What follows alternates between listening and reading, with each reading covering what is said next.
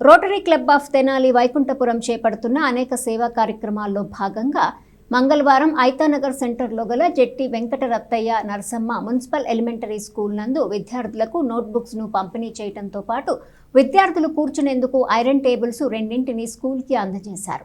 ఈ కార్యక్రమంలో పాల్గొన్న ఈదర వెంకట పూర్ణచంద్ మాట్లాడుతూ రోటరీ క్లబ్ ఆఫ్ తెనాలి అధ్యక్ష కార్యదర్శులు ఈదర శ్రీనివాసరావు, డి మురళీకృష్ణ తమ సభ్యులతో కలిసి అనేక సేవా కార్యక్రమాలు చేపట్టారని చెప్పారు.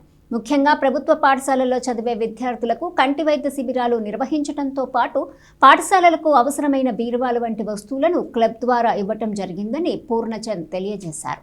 అధ్యక్షుడు ఈదర శ్రీనివాసరావు మాట్లాడుతూ తను చదువుకున్న స్కూల్లో చదువుకునే విద్యార్థులకు బుక్స్ను అలాగే టేబుల్స్ ఇవ్వటం సంతోషంగా ఉందని చెప్పారు.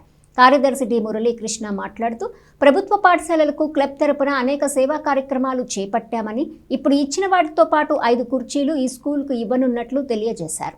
ఈ కార్యక్రమంలో పావులూరి రాంబాబు, కె ఉపేంద్ర, ఆలపాటి కిరణ్, వీరవల్లి శ్రీధర్, గుత్తా వెంకటరత్నం, గుమ్మడి ప్రసాద్, జాస్తి నరేంద్ర, మల్లాది అర్జున్ రావు, పాఠశాల ప్రధానోపాధ్యాయుని సునీత తదితరులు పాల్గొన్నారు.